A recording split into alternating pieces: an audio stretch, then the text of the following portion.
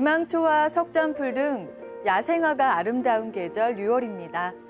6월엔 벼나 보리처럼 수염이 있는 곡식의 종자를 뿌리는 시기라는 뜻의 망종과 1년 중 낮의 길이가 가장 길다는 하지, 두절기가 있는데요. 농가에선 모내기를 맞춰야 하는 바쁜 달이기도 합니다. 하지 무렵 장마가 시작되기 때문인데요. 철저한 대비로 안전하고 건강한 한 달 보내시기 바랍니다. 후천개벽과 상생의 소식을 들려주는 TV로 보는 월간개벽. 신시개천 5914년, 단군기원 4350년 6월호입니다. 종어간, 시어간. 천지가 둥글어가는 이치가 담긴 주역에 나오는 말입니다. 선천의 끝매듭과 우주의 새로운 시대인 후천의 시작이 간방에서 이루어진다는 뜻인데요. 주역에서 말하는 간방은 어디일까요? 이를 알기 위해선 먼저 팔계에 대해 알아야 하는데요. 팔계를 방위에 배속하면 태계는 서쪽으로 미국을 뜻하고 간계는 지구의 동북방으로 우리나라에 해당합니다. 따라서 주역에서 말하는 종어간, 시어간은 우리나라에서 선천 인류 역사가 종결되고 우주 가을철의 새 역사가 시작한다는 뜻임을 알 수 있습니다. 그리고 팔계를 한 그루의 나무에 비유하면 꽃은 태계이고 열매는 간계로 상징되는데요. 이때 간계가 상징하는 열매는 초목의 열매뿐만이 아니라 인간과 문명의 열매까지 모두 포괄하고 있습니다. 다시 말씀드려서 지구의 간방인 한반도에서 인류 정신문화와 물질문화가 합일된 후천가을의 열매기 문화가 열리게 되는 것이죠. 선천성자들의 모든 꿈과 소망이 성취되는 간방 한반도. 이것이 천지의 주인이신 상제님께서 동방 땅 조선에 강세하신 이유입니다. 이번에는 유형문화와 무형문화가 하나 되는 통일권 문화가 나온다라고 하신 태상 종도사님 말씀 묵상하겠습니다.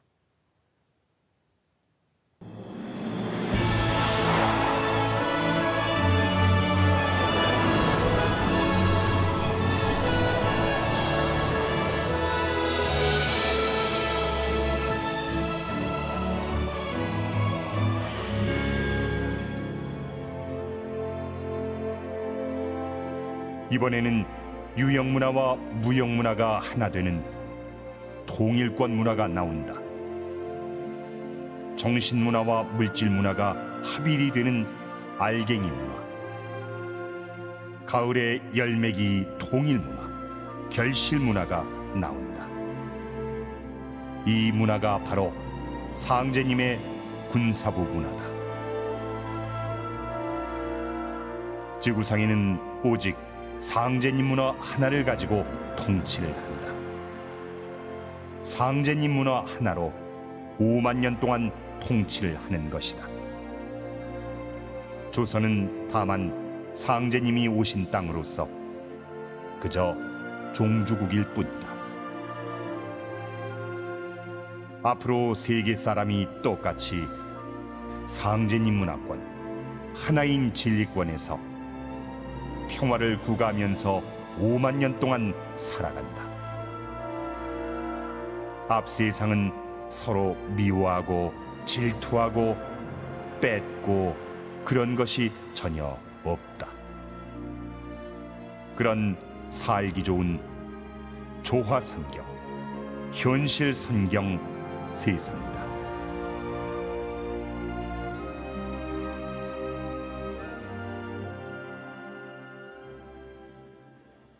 한민족 9천년의 국통맥 중 황국 배달 조선. 인류의 황금 시대를 구가했던 삼성조 시대의 우주론 깨달음의 원형이 나왔는데요. 인류 문화 제1의 경전이자 하느님의 첫째 계시록 천부경, 태극 문화의 원형 하도, 선천상극도 낙서, 그리고 후천 개벽을 체계화한 정역. 이와 같은 우주론의 결론은 생장, 염장, 이치로 순환하는 우주일년 이야기에서 찾아볼 수 있습니다. 우주의 봄에 만물을 낳고 길러 가을에 거두고 겨울에 폐장하는 우주일년. 봄과 여름을 생장의 시간대, 선천, 그리고 가을과 겨울을 수렴의 시간대, 즉 후천이라고 하는데요. 현재 인류는 선천에서 후천으로 들어가는 관문에 와 있습니다. 머지않아 맞이하게 될 우주의 가을. 이때에는 살아있는 가을 자체가 돼야 한다는 종도사님 말씀처럼 상제님 진리를 깨우쳐 가을의 마음을 가진 도생이 돼야 되겠습니다. 조화 세상을 맞이하는 사람은 상생의 마음을 가진 사람이다 라고 하신 종도사님 말씀 묵상하겠습니다.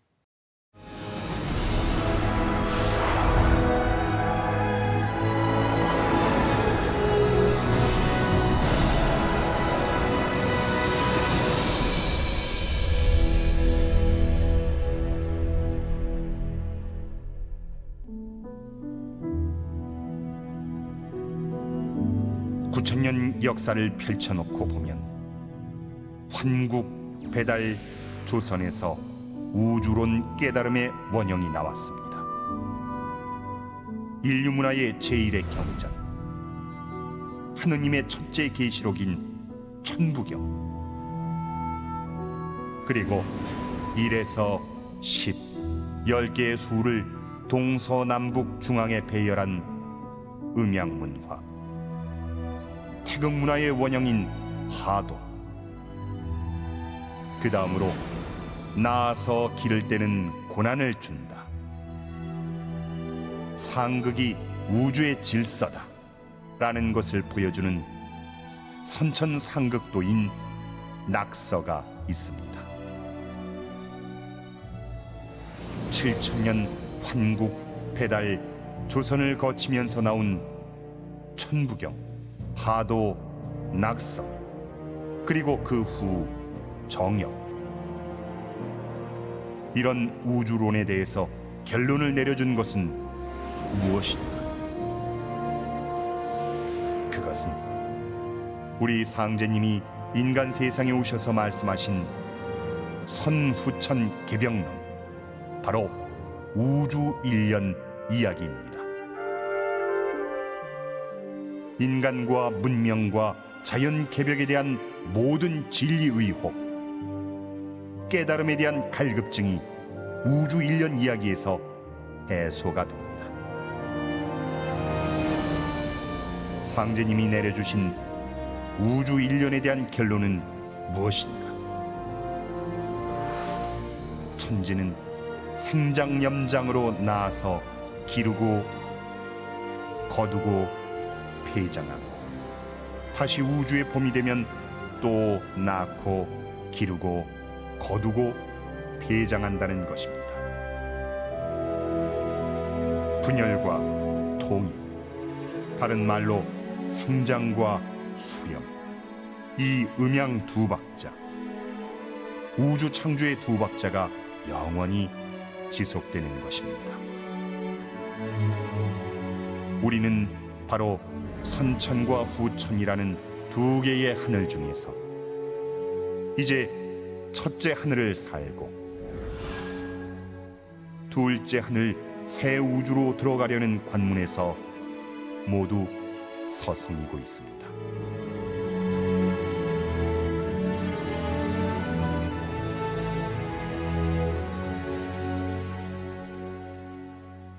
월간 개벽은 도운을 비롯해 신앙과 진리, 시사, 문화, 정보, 역사 등 다양한 내용을 다루고 있는데요. 이지국 도세님과 6월호에 실린 주요 내용을 살펴보겠습니다. 안녕하세요. 안녕하세요. 첫 소식은 도생님들의 태울주 도공수행의 신비한 체험을 소개하는 태울주 천재조화 문화를 연다인데요. 이번 호에선 어떤 도생님들의 사연이 실렸나요? 네, 이번 호에도 다양한 사연들이 실렸는데요. 그중에서도 진주도장 이지연 도생님과 부산중앙도장 이호상 도생님의 태울주 도공체험담 소개해드리겠습니다. 이지연 도생님은 작년을 마무리하는 치성에서 태울주 도공체험이 있으셨다고요? 네, 그렇습니다. 146년 12월 마지막 치성시 기도를 마치고 태울주 주문을 읽기 시작했을 때였는데요. 갑자기 이 도생님의 신명이 커지면서 육신을 벗어나 도장 위로 올라갔습니다. 신명은 한없이 커져갔고 도장은 엄지와 검지 사이에 들어올 정도로 작게 보였는데요. 이 광경이 믿기지가 않아 눈을 떠봤지만 그대로였습니다. 이후 도생님들과 함께한 태울주 수행은 평소와 다르게 매끄럽고 자연스러웠는데요. 이 도생님이 아니라 마치 신명이 잃는 것 같았다고 합니다. 태울주 수행 도중 자신의 신명이 커져 더 넓고 높은 세계를 체험한 건데요. 태울주를 읽어야 신도가 나고 조화가 나느니라 라고 하신 태무님 말씀이 생각이 나네요. 네, 그렇습니다. 다음 소개해드릴 부산 중앙도장 이호상 도생님의 이야기도 참 신비로운데요. 태울주 도공 수행을 하던 중 문득 이 도생님이 양손을 보니 화려한 보석으로 장식된 도끼와 막대기가 들려 있었다고 합니다. 도공 수행 얼마 후 붉은 옷을 입은 신명이 나타나 잘한다, 더 해라, 더라고 하면서 흥을 돋웠는데요. 그러자 마치 토네이도 같은 엄청난 기운이 몰려오는 느낌과 함께 오늘 도공 수행이 잘 될 것 같다는 생각이 들었다고 합니다. 이 도생님의 생각처럼 그날 도공 수행은 성공적이었나요?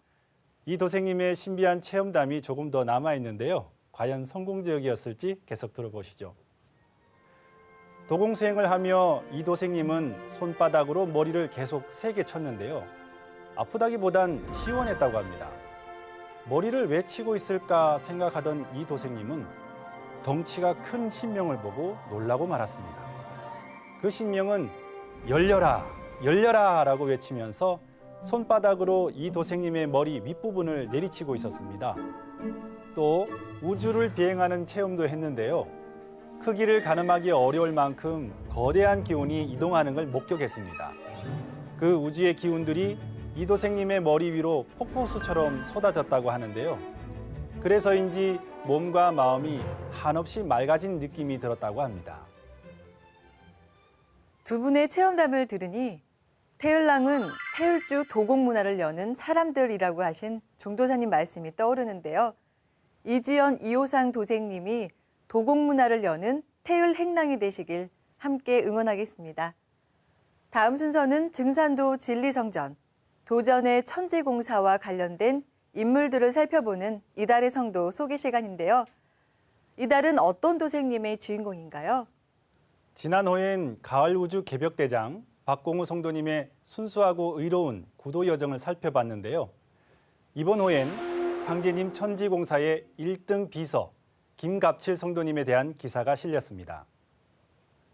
김갑칠 성도님은 상제님의 수석 성도인 김영렬 성도님의 사촌 동생이시죠? 네, 맞습니다. 김갑칠 성도님은 1881년 전북 김제군 금산면에서 태어나 62세 되던 해인 1942년 순도하셨는데요. 상제님께서 망국의원 구리골 약방을 차릴 수 있도록 자신의 집방 한 칸을 내어준 김중상 성도님이 김갑칠 성도님의 친형으로 두 분은 김형렬 성도님과 사촌지간이었습니다. 김갑칠 성도님은 불의를 보면 참지 못하는 성격이었지만 눈치가 빨라 일 처리를 잘했다고 합니다. 22살 때 상제님께서 친조 김자연 성도님의 고질병을 고쳐주신 것을 보고 그 신의함에 감복해 상제님을 따르기 시작했는데요. 김갑칠 성도님은 입문 이후 김영렬 성도님과 함께 천지공사에 많이 참여하게 됩니다. 상제님의 1등 비서로 상제님 어천 시에도 담뱃대 등 행장을 챙기는가 하면 어천 이후엔 다른 교단 생활을 하지 않고 개인 신앙을 했습니다. 그의 아들 태일도 생을 마감할 때까지 상제님을 지극히 모셨다고 합니다. 그럼 22살 때부터 순도하실 때까지 40여 년간 상제님을 일심으로 모신 건데요. 기사의 제목이 상제님의 비서실장, 우사장 김갑칠로 돼 있습니다. 김갑칠 성도님의 호가 우사장이죠? 네, 그렇습니다. 계묘년 5월 상제님께서 밤제에 계실 때 김갑칠 성도님이 찾아뵀었는데요. 가뭄이 심해서 모종을 옮겨 심기 어렵다는 김갑칠 성도님의 말에 네가 비를 빌러 왔도다. 내게 우사를 붙이나니 곧 돌아가되 길에서 비를 맞을지라도 피하지 말라고 하시면서 비를 내리는 신명을 붙여주셨습니다. 상제님의 명을 받들고 구리굴로 돌아가던 중 성도님이 청도원에 이르자 내리기 시작한 비는 삽시간에 냇물을 넘칠 정도였는데요. 그 이후 물이 풍족해지면서 며칠 동안의 모내기를 모두 마칠 수 있었습니다. 상제님께서는 그 뒤로도 종종 김갑칠 성도님에게 우사신명을 붙여 비를 내려주셨는데요. 상제님 어천 후 사람들이 김갑칠 성도님을 우사장이라고 부르면서 호가된 것입니다. 이 일화로 짐작해 볼 때 자연의 모든 변화는 단순한 현상이 아니라 그 이면에는 신도의 조화가 개입한다는 것을 알 수 있습니다. 하지, 양력 6월 21일경 대부분 모내기를 끝내야 하는데 강수량이 부족하면 논바닥이 갈라지는 등 어려움이 많죠. 올해도 가뭄이 심해서 농부들의 시름이 큰데요. 가까운 시일 내에 풍족한 비가 내리길 바랍니다. 김갑칠 성도님은 우사장 외에 천지공사에서 어떤 역할을 맡으셨는지 궁금합니다. 네, 김갑칠 성도님은 을사년에 남조선 배도수 공사에 참여하셨는데요. 이는 환국 이래 배달 조선으로 계승한 한민족 6천년 역사의 운명을 매듭짓는 도수로 가을개벽 상황에서 중대한 공사입니다. 상제님께서는 일심으로 중심을 잡는다는 뜻의 익산, 만중리, 정춘심 성도의 집에서 이 공사를 보셨는데요. 공사 시 번개와 뇌성이 백고동처럼 울리고 집이 풍랑에 흔들리는 배처럼 크게 진동했다고 합니다. 마당에 덕석과 닭, 개 등 가축들이 날아다니는가 하면 집안에 있는 모든 사람이 거꾸러지고 토하면서 정신을 잃었다고 하는데요. 이 공사로 20세기 후반 험난한 역사의 대세를 짐작해 볼 수 있습니다. 집이 바다에서 풍랑을 만난 배처럼 흔들렸다니 정말 앞으로 남조선 배도수가 실현되어 갈 때 큰 어려움이 예상되네요. 상제님의 비서였던 김갑칠 성도님은 다른 공사에도 많이 참여하셨죠? 네, 맞습니다. 상제님께서는 인류를 후천 상생의 세상으로 인도하시기 위해 9년 동안 수많은 천지공사를 행하셨는데요. 김갑칠 성도님은 상제님의 수종을 들면서 많은 공사에 참여했습니다. 무신년 7월 어느 날 제비창골 입구를 지나실 때 산밭에서 삼을 치는 것을 보시고 김갑칠 성도에게 3대 석다발을 가져오라고 하셨는데요. 3대를 받으신 후 상대와 중대는 추려서 버리시고 가장 가늘고 쓸모없는 하대만 남겨 끈으로 묶고 이것들이 내 자식이니라. 가장 못나고 모자란 사람, 이리 가지도 않고 저리 가지도 않는 사람이 내 사람이다 라고 하셨는데요. 이 말씀은 선천의 묵은 진리에 찌들지 않은 한민족의 남은 남조선 사람이야말로 인류 문화를 추수하는 새 생명의 싹이라는 상제님의 선언이라고 할 수 있습니다. 김갑칠 성도님은 이 외에도 49일 대개벽 공사와 유김독군 지도자 출세 공사 등 많은 공사에 참여하셨습니다. 종도사님께서는 김영렬 성도는 신명계에서 상제님의 큰아들이고 김갑칠 성도는 막내 아들이다 라고 하셨는데요. 그만큼 상제님 천지공사에서 김갑칠 성도님의 역할이 크다고 할 수 있겠습니다. 지금까지 상제님의 비서실장, 김갑칠 성도님의 거룩한 사명과 삶을 만나봤습니다. 다음 순서는 지구촌 문화의 상생과 공존을 모색하기 위해 마련된 세계지역 문화탐방 소개 시간이죠. 네, 이번 호엔 서부 아프리카의 지적 문화적 중심지 세네갈 공화국에 대한 기사가 실렸습니다. 세네갈은 아프리카 서쪽 끝에 위치하고 있죠. 네, 맞습니다. 동쪽은 말리, 남쪽은 기니와 기니비사우, 그리고 북쪽은 모리타니, 서쪽은 대서양에 접해 있는데요. 아프리카 대륙을 흔히 사람 두개골 모양에 비유합니다. 그렇게 봤을 때 세네갈은 볼록 튀어나온 사람 뒤통수 부분에 해당하는데요. 인구 352만 명 규모의 수도 다카르는 그중 가장 튀어나온 부분에 위치해 있습니다. 영국보다 조금 작은 면적의 세네갈은 국토 대부분이 해발 고도 100m 이하의 평지인데요. 남부를 중심으로 전 국토의 54%는 삼림 지역이지만 세네갈 강 유역은 사하라 사막에 접하는 건조지대로 페를로 사막을 형성하고 있습니다. 국토 북부의 사막화 현상도 심각한데요. 세네갈 강 마난탈리 댐만 이 현상을 부분적으로 저지하고 있는 실정입니다. 네, 그렇군요. 사막화 현상은 경작지가 감소되면서 식량 부족 등 사회 문제를 발생시키기도 하는데요. 최근에는 국제사회의 지원으로 사막 대추나무 등을 심어서 녹색 장병을 만들고 있다고 하죠. 사막화 현상을 막는 최적의 대안이 됐으면 좋겠습니다. 세네갈은 오랜 세월 프랑스의 지배를 받아 공용어가 프랑스어죠. 맞습니다. 17, 18세기에 영국과 프랑스의 점령 대상이었던 세네갈은 18세기 말 나폴레옹 전쟁으로 모든 프랑스 기지가 영국에 점령됐습니다. 1816년 고레섬과 생루이가 프랑스에 반환되면서 프랑스에 의한 식민지화가 시작됐는데요. 세네갈을 아프리카 침략 기지로 삼은 것이죠. 1859년부터 65년 사이 세네갈 내 부족 왕국은 프랑스 식민지가 되고 말았는데요. 1946년 프랑스 연합 내의 해외 영토가 된 세네갈은 1960년 6월 말리와 연방을 구성했다가 그해 8월 세네갈 공화국으로 분리 독립했습니다. 하지만 지금도 경제와 문화 등 프랑스의 영향을 많이 받고 있는데요.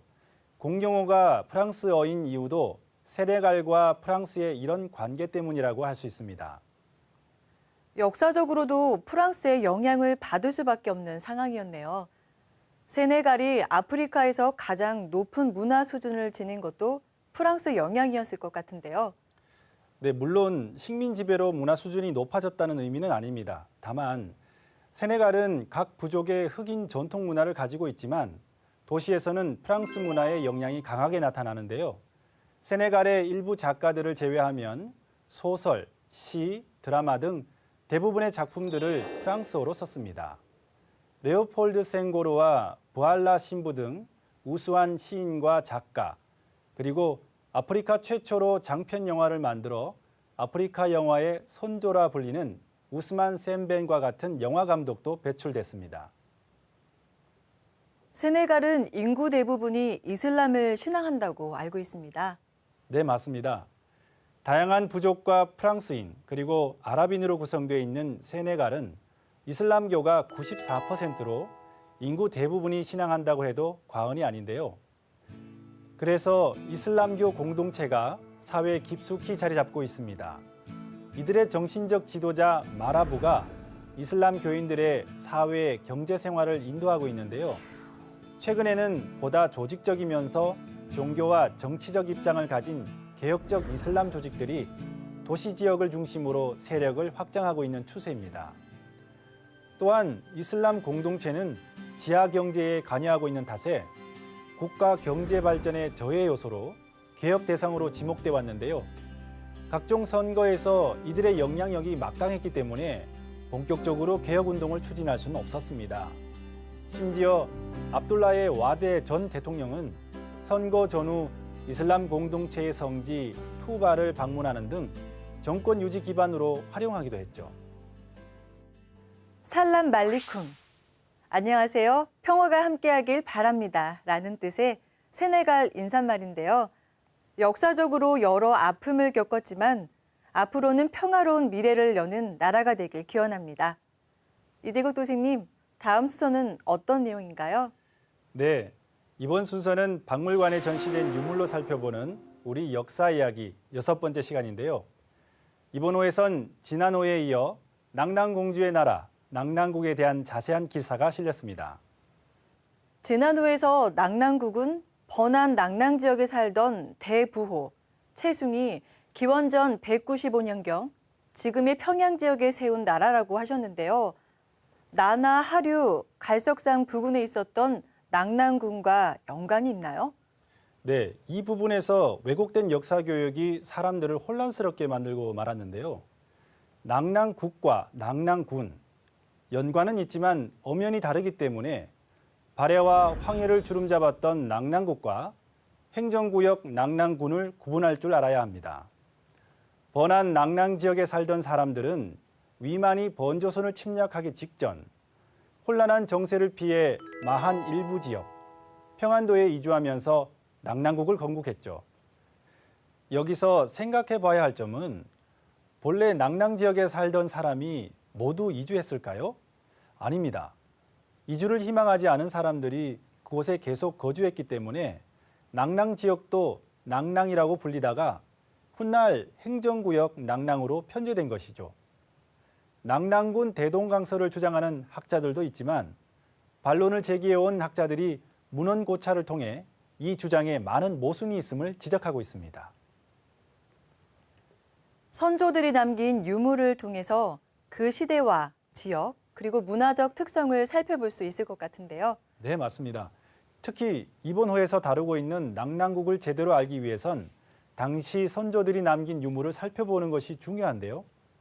국립중앙박물관 고조선 전시실에서 열국시대로 넘어가는 공간 한편에 낭낭 유물을 만나볼 수 있습니다. 그중에서 가장 아름답고 화려해 발길을 멈추게 하는 유물이 있는데요. 지난 호에서 잠깐 소개해드린 황금 허리띠고리, 황금 대구입니다.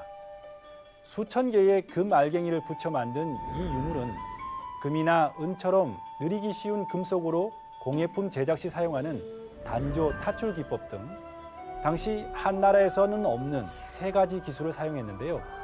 낭낭국이 어떤 방법으로 불을 축적했는지 정확히 알 수는 없지만 건국 이전 낭낭 지역에서 이미 엄청난 불을 축적한 것으로 추측됩니다. 낭낭 지역은 지리적으로 고대 조선민과 북방 기마 유목민, 그리고 한족 농경민이 만나는 접점으로 활발한 문화 경제 교류가 있었을 것 같습니다. 낭낭의 대표적 유물, 또 어떤 것이 있나요? 국립중앙박물관에 전시된 낭낭 향로가 있는데요. 향기는 상고시대부터 정치적으로 주요한 요소였습니다. 제왕이나 귀족이 행차할 때는 향로를 든 사람이 앞서 걸어가면서 고급스러운 향기를 피웠다고 하는데요. 1916년 평양 서감리 고분에서 발견된 낭낭 향로. 원형 받침대에 산 모양의 향로 본체를 날개와 꼬리를 펼친 새가 머리로 받들고 있습니다. 두 발은 거북이 등을 밟고 있는데 새와 거북이가 기둥인 셈이죠. 이처럼 새와 거북이를 기둥으로 삼은 것은 한나라보다 흉노의 디자인과 가까운데요.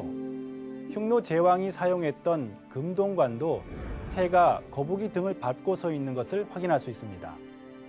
새와 거북이라는 소재를 함께 사용한 점으로 봐서 낭낭국과 흉노의 문화적 연관성을 짐작할 수 있는데요. 이것은 단순히 낭낭국과 흉노와의 관계가 아닌 한민족과 흉노의 관계로 확장해서 이해해야 합니다. 그리고 흉노는 흔히 말하는 오랑캐, 야만 민족이 아니라 우리 선조들과 종교와 사상 철학을 공유했던 문화적 한 갈래라는 것을 인식해야 합니다. 지금까지 배달과 단군 조선의 영역, 낭낭국에 대해 알아봤는데요.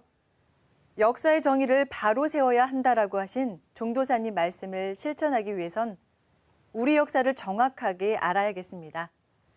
이재국 도생님, 지금까지 월간 개벽 주요 소식 전해주셔서 감사합니다. 네, 감사합니다. 그럼 다음 시간에 다시 찾아뵙겠습니다.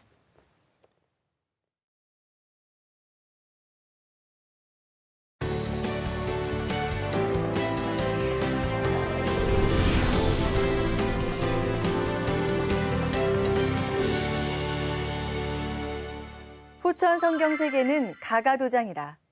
앞으로 열리는 후천 가을 세상에는 모든 가정이 상제님을 모시고 대도진리를 닦는 구도의 성소가 된다는 상제님 말씀인데요.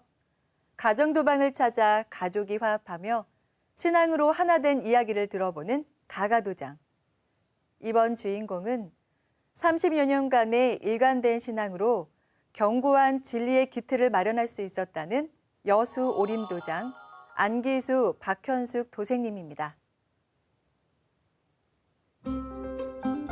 전남 여수시에 있는 한 아파트. 현관 입구에 걸린 태울주 액자가 눈에 띄는데요. 가정신앙의 성소, 도방엔 상제님과 태모님을 모신 천신단과 신앙 경륜이 묻어나는 진리 서적들, 그리고 순백색의 청수 그릇이 아담한 공간을 채우고 있었습니다. 안녕하세요. 저는 여수 오림도장에서 신앙하고 있는 안기수 박현숙 도생입니다.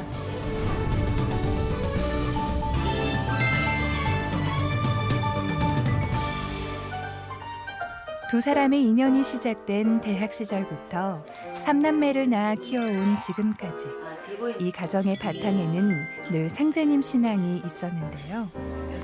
부모님의 영향으로 신앙을 시작한 자녀들은 감사하게도 진리를 중심으로 삶의 가치관을 잡아나갔습니다.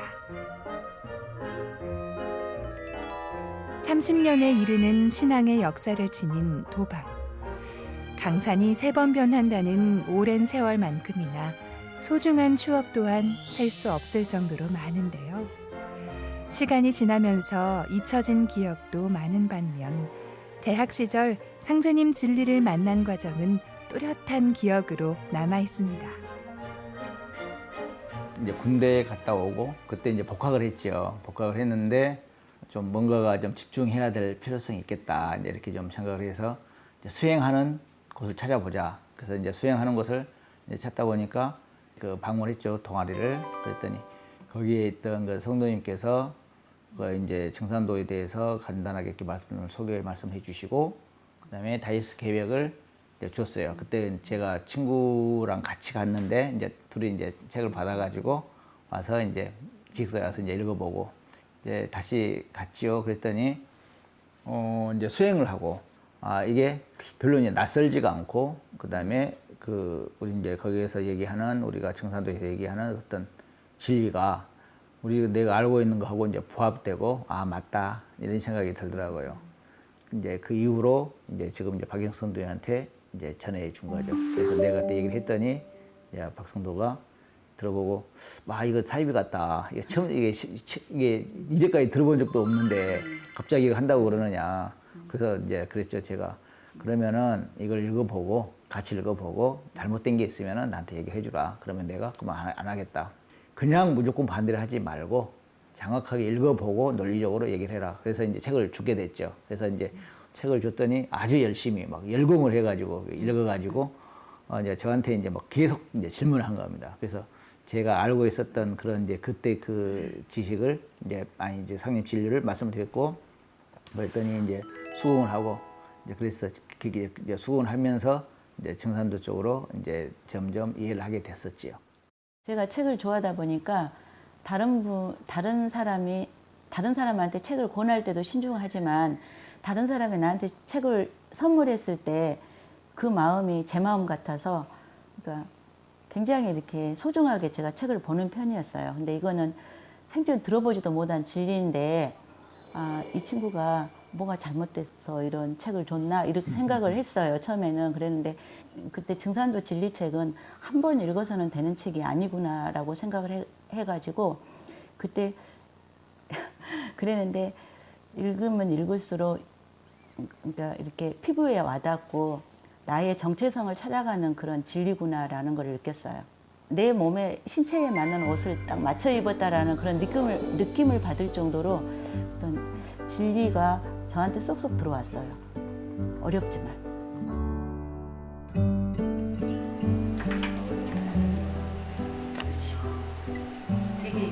박현숙 도생님은 상제님 진리를 만난 감동과 기쁨을 아버지께 말씀드리다가 뜻밖의 이야기를 듣게 되었는데요.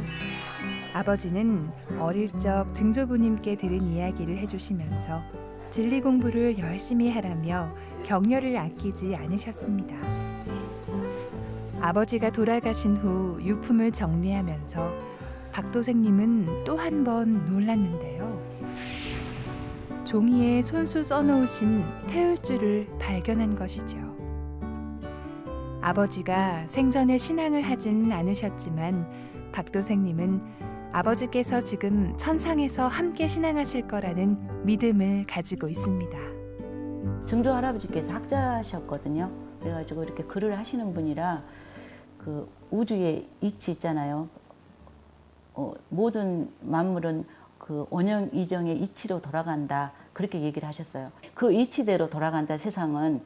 그러니까 상제님 진리를 얼마만큼 아시는지는 모르지만 증조 할아버지께서 들은 내용을 저한테 계속 말씀을 하셨던 거죠.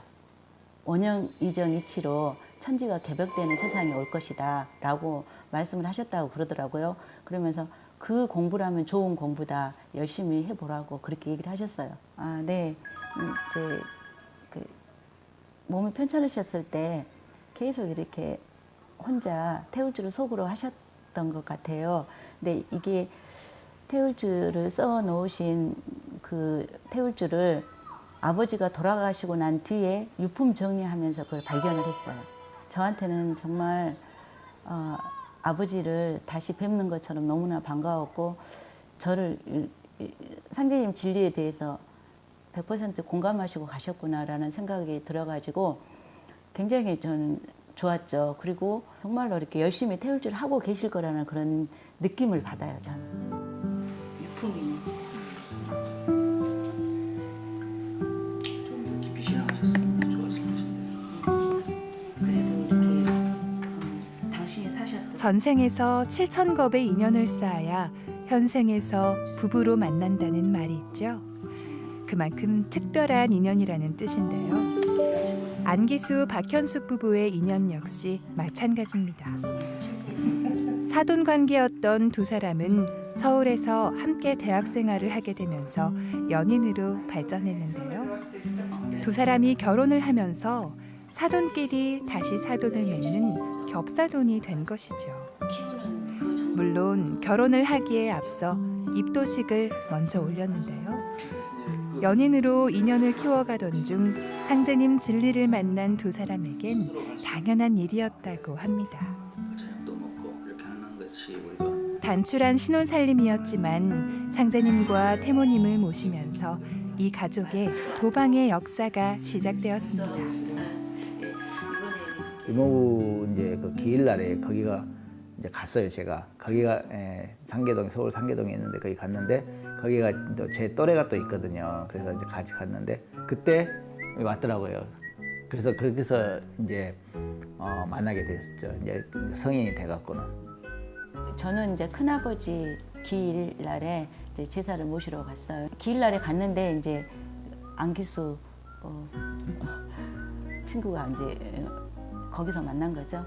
저희 이모니 그 집사람의 저기 큰엄마가 되는 거죠. 네. 제가 이모 댁에 갔잖아요. 거기가 이제 이모 댁이고 집사람은 거기가 큰 댁이고 되는 거죠. 그렇게 해서 이제 그 서로가 이제 겹사돈이 된 거죠. 네. 저희가 상대님 진리를 먼저 알았기 때문에 그 다음에 그 진리를 알았으면 그걸 이제 실천해야 되잖아요. 실천하는 길이 1차적인 것이 입도니까 그래서 입도를 먼저 했죠. 그러고 나서 결혼보다는 먼저 입도를 먼저 하고 난 뒤에 결혼하면은 더 좋지 않을까라는 둘이 그게 생각이 딱 일치했어요. 그래가지고 당연한 것처럼 그렇게. 무슨 큰 일이 있으면은 치선을 모시는 것이 그냥 어떤 뭐 이렇게 그 자연스러운 뭐 한 행사였죠. 그래서 신혼 살림을 있을 때도 그 이제 저기 동아리 방 이렇게 그 후배들하고 같이 집에서 치성을 모시고 그때도 그렇게 하면서 이제 우리 가족들도 합을 하고 그다음에 동아리랑 같이 이렇게 합을 해서 상제님 진리가 조금 더 잘 이렇게 탄탄한 뿌리를 가지고 이렇게 발전했으면 하는 마음으로 했었습니다. 그 신혼 살림에 정말 좁은 방에서 꼭 제일 깨끗한 곳에 상제님의 그런 위패를 모시고 뭐 이렇게 출입을 할 때마다 이렇게 예의를 표하고 이랬던 것이 도방이요. 정말 되게 자연스러운 그런 신앙의 또 다른 장소죠 또. 모태 신앙이잖아요 애들한테는. 근데 자연스럽게 애들이 받아들였어요. 그리고 이제 얘네들이 어렸을 때는 그냥 부모님 따라서 신앙을 했고 청소년기 되면서부터서 애들이 성장하면서 이런 얘기를 하더라고요. 자기네들도 물론 그 사춘기를 겪는다 그러면서 또 일탈의 생각을 가질 수도 있지만 상제님 그 신앙을 가치관을 가지고 있기 때문에 흔들려도 항상 자기 제대로 이렇게 정도의 길을 가는 그러니까 옳은 생각을 이렇게 바로 잡는다고 그러더라고요. 애들이 그런 얘기를 해줬어요. 그래서 아, 신앙의 모습이 또 다른 교육의 장이구나라는 거를 느꼈어요. 올바른 길로 스스로가 가는 스스로가 이렇게 통제를 할 수 있는 것, 그게 가장 큰 어떻게 보면 성과라고 볼 수 있는 것이죠. 그래서 그 애들을 어디다 놔둬도 애들은 스스로가 진짜 나쁜 길로 빠지지 않고 자기가 스스로를 통제하면서 간다 이렇게 생각하니까 좀 믿음이 갑니다, 애들한테. 시 속에 화복이라 이르나니 이는 복보다 화가 먼저 이름을 말함이로다. 이르는 화를 잘 견디어 받아야 복이 이어서 이르느니라. 부부의 도박 역시 지금처럼 감사와 은혜의 성소로 거듭나기까지는 큰 시련을 극복해야만 했습니다. 선물처럼 찾아온 막내 아들이 태어날 때부터 병을 앓았기 때문이죠. 이거 막내 아들. 지금 목에 캐뉼라가 꽂아 있어요. 이게 이 목에 있는 걸로 숨을 쉬었거든요, 이제. 참. 이때 수술한 뒤구나. 이건 수술 끝난 뒤에. 병원에서 찍은 사진이 한 장 유일하게 있어요. 지금 여기 우유를 못 먹었는데 이게 콧줄을 끼워져 있는 상태예요. 자세히 보면은. 네. 100일 기념이라고 사진을 찍어줬는데 아마 그 삼성의료원의 의사 선생님들 진짜 그때 고생 많이 했어요. 그때 많이 그때 그 덕에 우리 근호가 살았고 그 선생님들의 정성에 또 신도의 도움, 또 의료진의 도움 그런 그 결과가 이렇게 좋아하지 좋아. 절망적 상황에서도 봉청소와 기도, 근본 신앙을 게을리하지 않았던 부부. 박현숙 도생님은 병원에서 쪽잠을 자던 중 꿈에 태상 종도사님을 배웠는데요. 그 꿈을 꾼 후 막내가 받은 수술이 성공하면서 신도의 조화를 절감했다고 합니다. 큰애 때도 직장 생활을 했거든요. 그리고 둘째는 그냥 제가 키웠고 그러면서 엄마지만 내가 엄마지 이런 생각을 많이 못했던 것 같아요. 그러니까 근데 우리 막내를 이제 키우면서 생명의 소중함을 느꼈어요. 그래서 우리 막내가 힘들게 태어났지만은 굉장히 엄마한테는 그 스승의 역할을 한 애구나라는 걸 느꼈고요. 그리고 이제 얘가 이제 많이 아파서 이렇게 어렵게 지금 성장을 했는데 신앙의 힘으로 극복을 했던 것 같아요. 왜냐하면 제가 믿음이 하나도 없고 그냥 살았다면은 정말로 이렇게 절망했을 것 같은데 어딘지 모르게 속에서 에너지가 나왔어요. 이 애는 힘들지만 꼭 완쾌할 거라는 그런 느낌을 받았었거든요. 어떤 힘이 나왔어요. 근데 매일매일 물론 이제 애는 의사 선생님이 늘 돌보지만 저는 마음속으로 늘 기도를 했어요. 이렇게 제가 신앙생활 하면서 가장 간절하게 가장 절실하게 기도했던 기간이라면 그 기간일 거예요. 그래서 이렇게 반드시 나는 이 병원에서 얘를 치유해 가지고 집에 돌아가서 열심히 도장에 나가야 되겠구나 그런 희망을 가졌어요. 그래서 이렇게 아침 저녁으로 종이컵에 청소를 모시고 기도를 하고 그렇게 했는데 거의 3개월 동안 제가 잠을 거의 못 잤거든요. 근데 쪽잠을 잠깐 이렇게 잤는데 애를 돌보느라고 잠을 잘 수가 없어요. 이렇게 호흡기에 뭘 꽂고 있고 이러니까. 그래서 잠깐 이렇게 잠을 잤는데 우리 아이가 그때까지 우유를 못 먹었어요. 그랬는데 태상 종도사님께서 우유를 먹이고 싶냐고 이렇게 질문을 하시더라고요. 얼마나 반가운 소리예요. 그래서 네, 먹이고 싶습니다. 그렇게 말씀을 드렸더니 그러면 먹이게 해주마 이렇게 얘기를 하시더라고요. 그러고 나서 며칠 지나서 이렇게 이제 얘를 이렇게 조직 검사를 하거든요. 조직 검사를 하는데 이렇게 담당 의사 선생님이 갑자기 학술 회의가 잡혀가지고 의사 선생님이 체인지가 되신 거예요. 그래가지고 다른 선생님이 해주셨는데 원래 조직 검사만 하기로 했는데 아이가 입 속에 종양이 이렇게 입 공간이 없이 이렇게 다 덮어 있었거든요. 그래가지고 이제 그것 때문에 우유를 못 먹었어요. 그러는데 그 선생님께서 냈어요. 이렇게. 그래가지고 뻥 뚫린 거죠, 이제. 그러고 나서 그 다음날부터 우유를 먹었어요. 우리 상제님 진리 얘기대로 말하자면 이신사의 원리구나. 신도에서 해결했고 또 의사 선생님이 해결하셨고 이런 게 이렇게 좋아하구나라는 그런 거를 느꼈죠. 그래가지고 지금껏 이렇게 건강하게 잘 자라왔죠, 이제.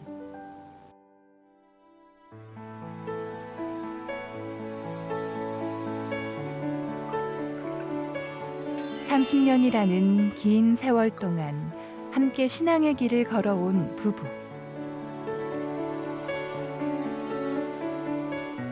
가가도장의 근본 신앙은 이제는 생활 자체가 되었는데요. 두 사람의 삶에서 판단의 기준은 항상 상제님 진리였습니다. 시간이 지난 후 옳은 판단이었다는 걸 알게 될 때의 기쁨은 부부가 진리 말씀대로 생활할 수 있었던 원동력이 되었습니다. 지웅지 별천 사문군 웅리지야 로레 웅리함리 사파 웅지 별천 사문군 웅리지야 로레 웅리함리 사파 웅지 별천 사문군 웅리지야 노래 웅리함리 사파 신앙이 그 생활이 된 거죠.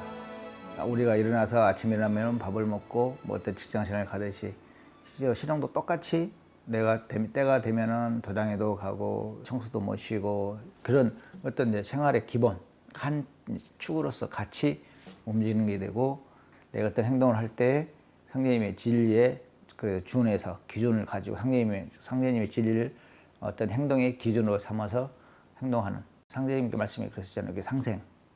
그래서 제가 이제 하고 있는 일도 이제 회사 일을 하면서도 나뿐만 아니고 나 옆에 같이 일하는 사람들, 그다음에 또 협력사 직원들 같이 똑같이 대우를 해주고 또 그렇게 인격적으로도 존중을 해주고 그러려고 노력을 하는 거죠. 신앙은 모든 것을 극복하게 하는 힘이라고 그럴까요? 에너지라고 그럴까요? 왜냐면은 제가 어려움에 처했을 때도 상제님 진리 말씀을 성구 말씀을 되새겨서 그 상황에 맞는 성구 말씀을 찾아서 읽어보고 그리고 진리 중심에서 판단을 하다 보면은 올바른 길로 가게 되더라고요. 그래서 좀 힘들더라도 진리 말씀의 가르침대로 살려고 애를 썼어요. 그러다 보니까 세월이 많이 흘렀지만 그게 옳은 길이었어요. 인생 살면서 어려움은 누구나 총량으로 이렇게 보면은 거의 비슷하다고 그러더라고요. 근데 다들 어렵고 저도 어려운 시기가 많았지만 그래도 신앙의 힘으로 지금 저희 가족들하고 원가족이라고 그러죠. 우리 가족들하고 이렇게 사상적으로 막내하고 큰애, 그러니까 애들 3명하고 남편하고 저하고 이렇게 다 사상적으로 맞잖아요. 그래가지고 서로 이렇게 가족이 모이면은 정말로 저희는 너무 행복해요. 이렇게 상제님 진리 얘기하고 또 이렇게 서로의 뭐 생각들을 이렇게 얘기할 때 거리낌이 하나도 없고 그래서 저희들은 참 지금 생활에 굉장히 만족해요. 가정이 아까 같이 이렇게 그 어떤 신앙생활을 같이 하려고 하면은 혼자 해갖고는 절대 그 잘할 수도 없고 오래 갈 수도 없거든요. 근데 이렇게 처음부터 같이 끝까지 이렇게 같이 해주고 저는 한 30% 하고 나머지 한 70%는 우리 박성도님 해주고 있습니다. 평소에 좀 아내분께 그런 잘 해주려고 노력을 하는데 마음에 안 든 모양입니다.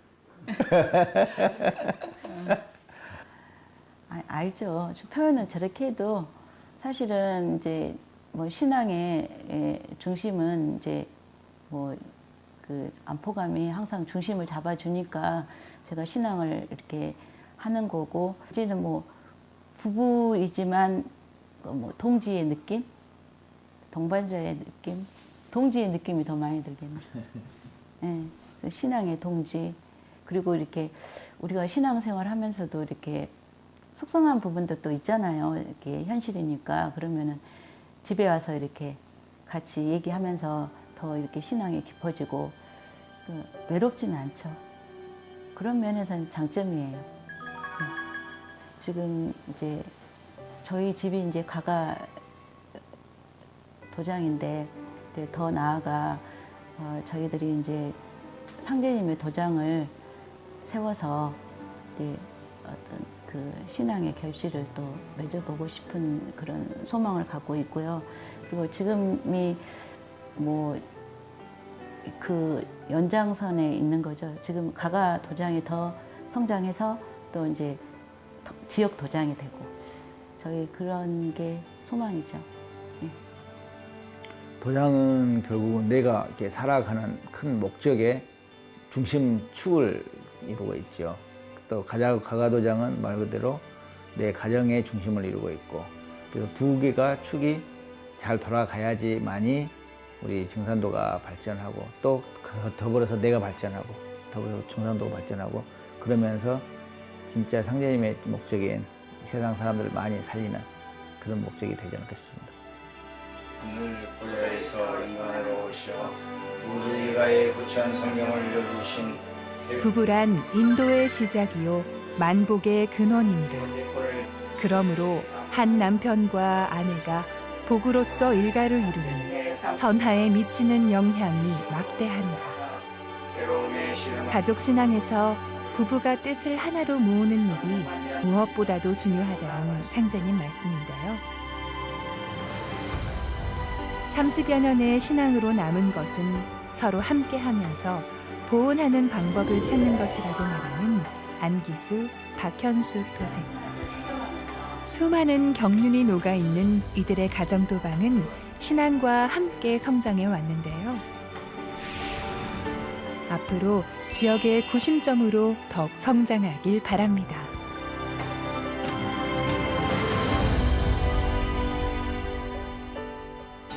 국내 최대 규모의 청소년 축제, 대한민국 청소년 박람회가 5월 25일부터 27일까지 3일간 여수 엑스포에서 열렸습니다.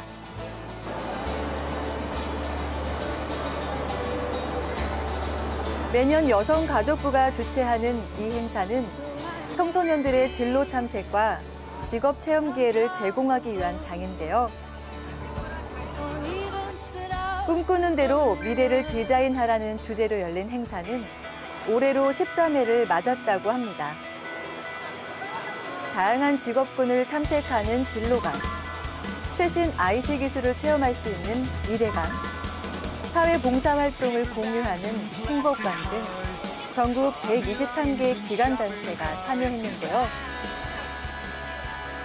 이 박람회에는 미래의 주역이 될 청소년들에게 잃어버린 대한민국의 올바른 역사를 알리는 청소년 대한사랑도 함께했습니다.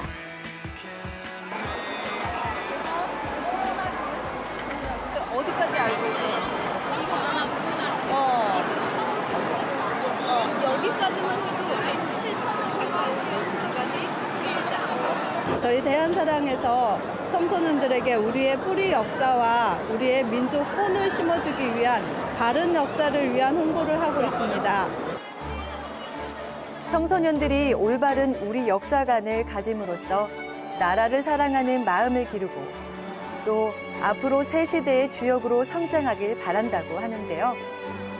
청소년 대한사랑의 올바른 역사 찾기 서명 운동 외에도 SNS 이벤트와 나만의 배지 만들기 등 다양한 체험 행사로 많은 호응이 있었습니다. 올바른 역사 알려주기 부스의 열기 또한 뜨거웠다고 합니다. 청소년 대한사랑은 역사 찾기 운동뿐만 아니라 전국 초중고교에서 꾸준히 역사 특강을 이어오고 있는데요. 저희가 배운 거 위에도 하나 국가가 저기 크게 있더라고요. 황국이라고. 그래서 그 황국에 대해서 나온 책 같은데 집에 가서 읽어보게요. 제가 모르는 저희의 역사가 있다고 생각하니까 거기도 알아보고 싶고 궁금해졌어요. 이게 참 역사를 모르는 사람들이 많더라고요. 그래서 더 많은 청소년들이 진짜 참 역사, 우리 역사를 알 수 있도록 했으면 좋겠어요.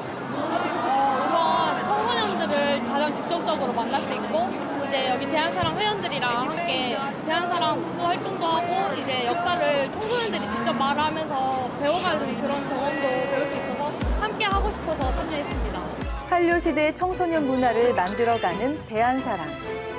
청소년들이 잃어버린 뿌리 역사를 제대로 배워 든든한 미래의 주역이 되길 바랍니다.